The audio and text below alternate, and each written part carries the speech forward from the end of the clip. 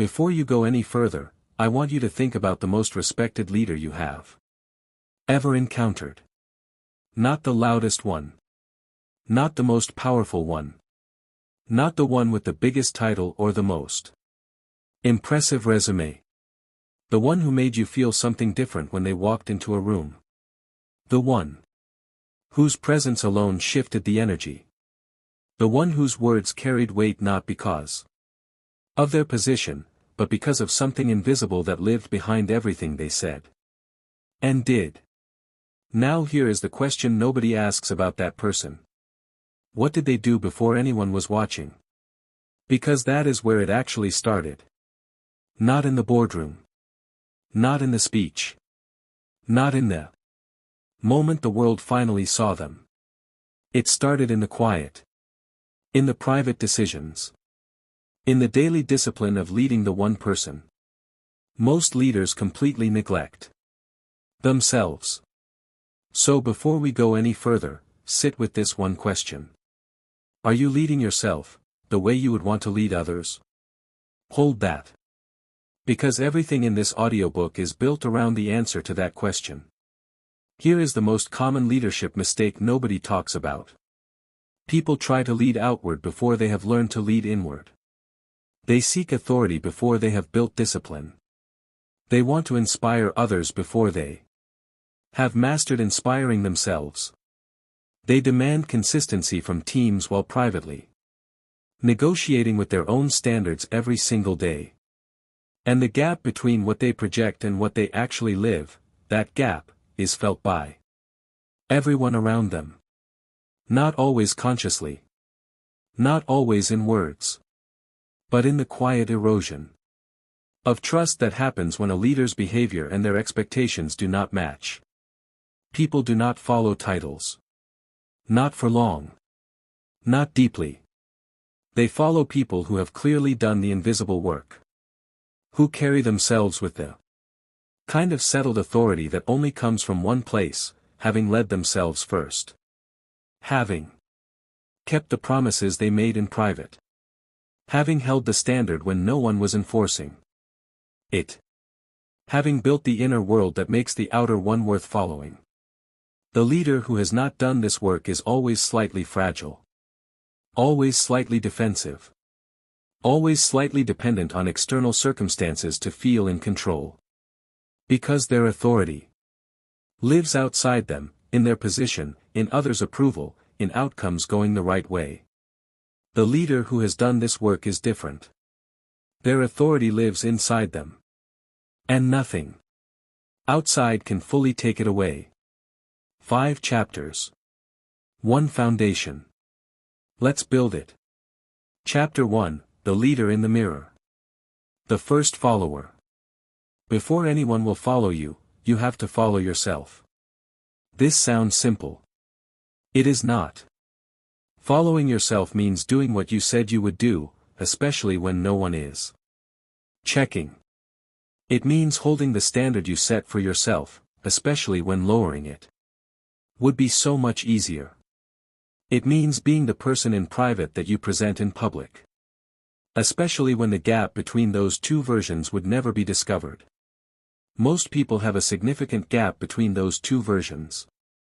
The public version.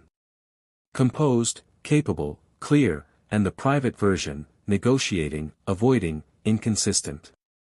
And here is the problem with that gap. You know it is there. Even when no one else does.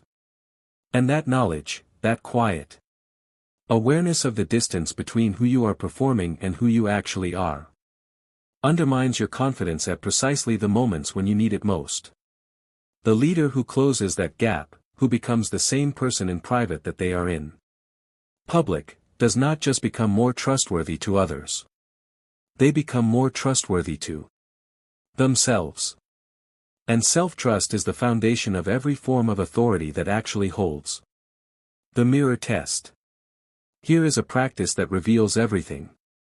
At the end of each day, before sleep, before distraction, before the next thing, ask yourself 3 questions.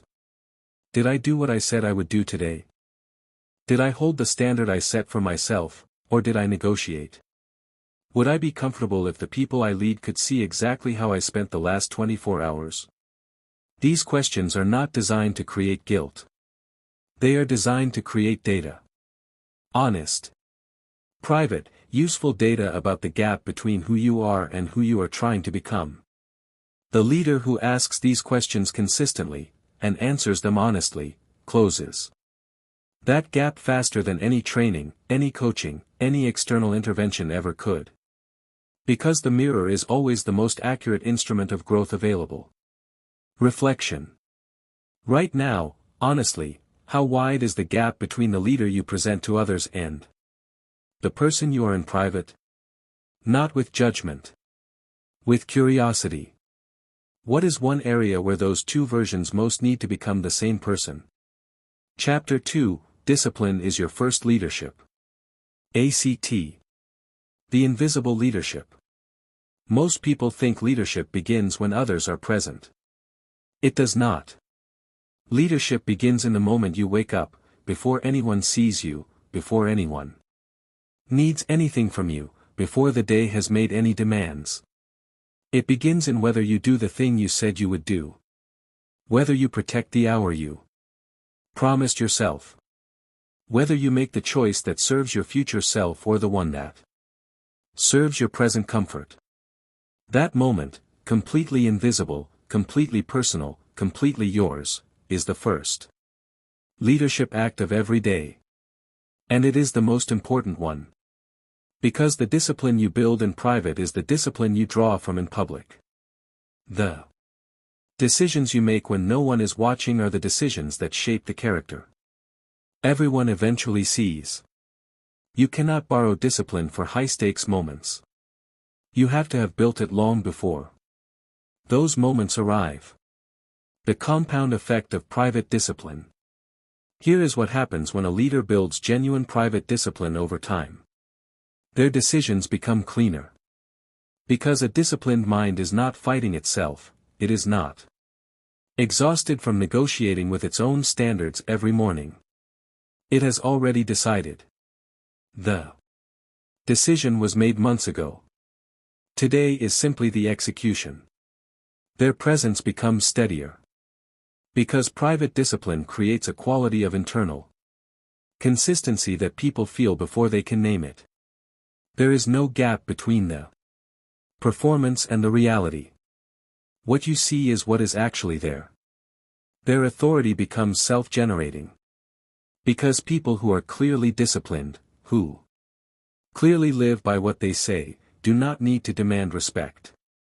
The discipline itself produces the respect. Automatically. Without effort or performance. The one discipline that changes everything.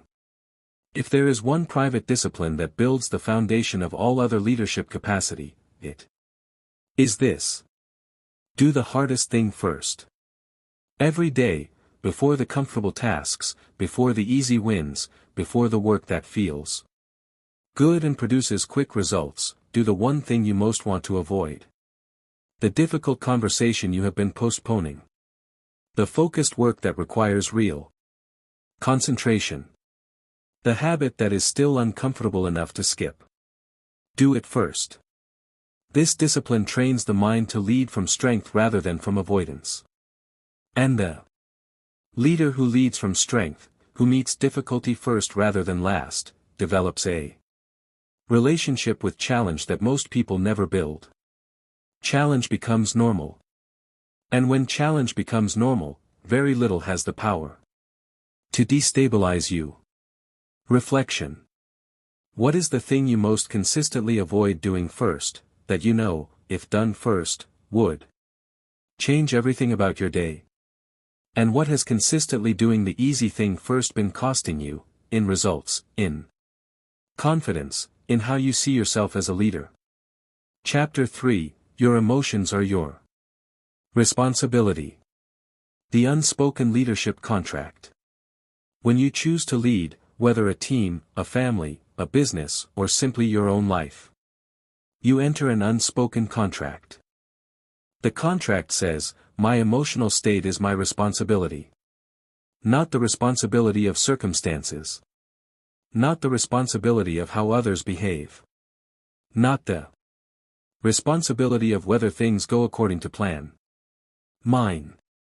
This is one of the most demanding requirements of genuine leadership. And it is the one most leaders quietly fail to meet. Because it is so much easier to let the environment set your emotional tone. To be up when things go well and down when they do not. To carry tension into rooms when you are stressed. And lightness when things are comfortable. To react to people rather than respond to situations. It feels natural. It feels human. But here is what it costs. Every time a leader's emotional state is visibly determined by external circumstances, every time the room can read your mood from the weather of whatever just happened, trust quietly erodes. People begin managing you instead of focusing on their work. They edit themselves around your reactions. They brace for what version of you will arrive today. And that constant managing of the leader's emotional weather is one of the most significant invisible drains on any team, family, or organization. Emotional ownership in practice. Emotional ownership does not mean emotional suppression. It does not mean pretending everything is fine when it is not. It does not mean performing positivity through genuine difficulty. Leaders who do this eventually crack, and the crack is always more destabilizing than the honest acknowledgement would have been. Emotional ownership means this. You feel what you feel. Fully. Honestly. Without performing it for the room. And then, before you respond, before you lead, before you make the decision or have the conversation, you regulate. You take the breath, or the walk, or the moment of quiet that brings you back to the version of yourself that can lead effectively. Not suppressed. Regulated. The leader who can feel the frustration, the fear, the pressure, and still respond with clarity. Rather than react with emotion, is the leader people genuinely trust with high stakes. Because trust requires predictability. And predictability requires emotional ownership. Reflection. Where in your leadership, of yourself, of others, is your emotional state currently being set by external circumstances rather than internal choice? What would it look like to take ownership of that emotional state today? Chapter 4, The standard you live sets the standard others follow. Culture is caught not taught. Here is the most important thing to understand about leadership culture. It is not what you say. It is what you demonstrate. You can write the values on the wall. You can give the speech about integrity and accountability and showing up with excellence. You can set the expectations clearly and communicate them consistently. And then you can undo all of it in a single moment, by behaving in a way that contradicts what you said. Because people are not listening to your words. They are watching your behavior. And they are asking one question, consciously or not, every single day. Do they actually live this? If the answer is yes, if your behavior and your words match, consistently, especially under pressure, you create something money cannot buy and policy cannot enforce. A culture of genuine standards. If the answer is no, if people can see the gap between what you say and what you do, you create something equally powerful and far more damaging. A culture of quiet cynicism. Where everyone learns that the standards are negotiable. That the values are aspirational. That the real rules are different from the stated ones. And cynicism, once established in a culture, is almost impossible to reverse. The standard under pressure. The standard is easy to hold when things are going well. The test is always under pressure. When the deadline is impossible and the temptation to cut corners is real, do you hold the standard? When you are the only one who would know, when no accountability exists outside your own conscience, do you hold the standard? When holding the standard costs you something, time, comfort, a relationship, a result. Do you hold the standard? Every time you do, in those moments that no one sees, you are doing the most important leadership work available to you. You are building the character that holds everything else up. Reflection. Where in your current leadership are your standards being held, and where are they being quietly negotiated? And if the people around you adopted your actual standards, not the ones you talk about, but the ones you demonstrate, what kind of culture would that create? Chapter 5, The Leader You Become in Private. The Real Work. Everything in this audiobook has pointed toward one truth. The most important leadership work you will ever do is invisible. It happens in the hours before anyone arrives. In the commitments kept when no one was checking. In the emotional regulation practiced in private so it is available in public. In the standards held when lowering them would have been completely undetectable. This work does not trend. It does not get applause. It does not generate immediate feedback or visible results. But it compounds. And at some point, after enough private discipline, enough invisible standard holding, enough honest mirror facing, it becomes undeniable. Not because you announced it. Because it shows. In how you carry yourself. In how you respond under pressure. In the quiet authority that needs no performance to communicate itself. The leader others deserve. Here is the question that changes everything about how you approach self-leadership. Not, what kind of leader do I want to be? But, what kind of leader do the people around me deserve? The people who follow you, your team, your family, your community, whoever looks to you for direction, they deserve a leader who has done the private work. Who brings their regulated best to the hardest moments. Who holds the standard when holding it costs something. Who closes the gap between who they present and who they actually are. They deserve to be led by someone who leads themselves first. That is not a destination you arrive at. It is a daily practice. A quiet, unglamorous, profoundly important practice. And the day you commit to it fully, not for recognition, not for results, but because it is what the people around you deserve, is the day your leadership changes permanently. Action Plan. Your 5 commitments starting today. Commitment 1, take the mirror test every evening. Before sleep, 3 questions. Did I do what I said I would do? Did I hold my standard or negotiate it? Would I be comfortable if those I lead could see my last 24 hours? Answer. Honestly. Without judgment. Use the data to close the gap, one day at a time. Commitment 2, do the hardest thing first. Tomorrow morning, identify the one task, conversation, or commitment you most want to avoid. Do it first. Before anything comfortable. Before anything easy. This single discipline, held consistently, builds the private strength that all public leadership eventually draws from. Commitment 3, own your emotional state today. The next time something external threatens to set your emotional tone, pause. 1 breath. Ask, what response does this situation actually require? Then lead from that response, rather than from the reaction that arrived first.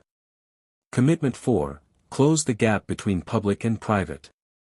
Identify one area where the leader you present and the person you actually are do not fully match. Not to create shame, to create direction. Choose one private behavior this week that closes that gap. Keep it.